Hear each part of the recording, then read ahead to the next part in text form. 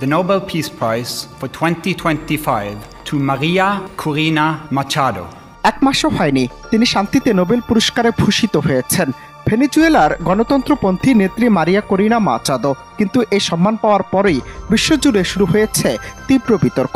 কারণ এই শান্তির পুরস্কার জেতার পরই নিজ দেশে ভেনেজুয়েলায় সামরিক হামলার জন্য তিনি সরাসরি যুক্তরাষ্ট্রকে উস্কানি দিয়েছেন। ট্রাম্প ও নেতানিয়াহুর প্রকাশ্য ভক্ত হিসেবে পরিচিত এই নেত্রী সম্প্রতি ইঙ্গিত দিয়েছেন ভেনেজুয়েলার প্রেসিডেন্ট নিকোলাস মাদুরোকে অপসারণের জন্য যুক্তরাষ্ট্রের সামরিক হামলাকে তিনি স্বাগত জানাবেন। নোবেল পুরস্কার কি তবে শান্তির বার্তা বহন করছে নাকি সংঘাতের?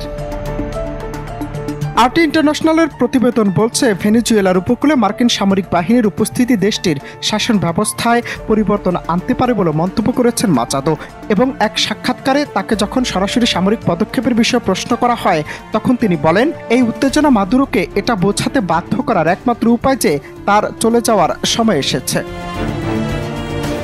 অন্যদিকে মাদুরো সরকার মাচাদোকে মার্কিন তহবিল প্রাপ্ত একটি ফ্রন্ট বলে অভিযোগ করেছে। পরিস্থিতি এমন যে মাদুরো এখন যুক্তরাষ্ট্রের আগ্রাসন ঠেকাতে চীন, রাশিয়া এবং ইরানের মতো দেশের সাহায্য চাইছেন। তবে এটি প্রথম নয়, এর আগেও নিজ দেশের সরকারের পতন ঘটাতে বিদেশি সামরিক হস্তক্ষেপ চেয়েছিলেন মাচাদো।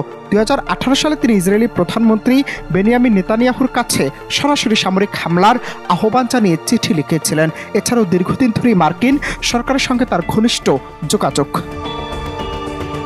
এর আগে 2005 সালে তিনি তৎকালীন মার্কিন প্রেসিডেন্ট জর্জ ডব্লিউ বুশের সঙ্গে ওভাল অফিসে সাক্ষাৎ করেন। সবচেয়ে চমকপ্রদ তথ্য হলো, যেদিন তাকে নোবেল বিজয়ী ঘোষণা করা হয় সেদিনই তিনি নিজের নোবেল পুরস্কারটি যুক্তরাষ্ট্রের নাগরিক এবং প্রেসিডেন্ট ডোনাল্ড ট্রাম্পকে উৎসর্গ করেন। একজন গণতন্ত্রপন্থী নেত্রীর এমন আগ্রাসী মনোভাব এবং আন্তর্জাতিক ঘনিষ্ঠতা প্রশ্ন তুলেছে তার নোবেল পুরস্কারের যৌক্তিকতা নিয়ে।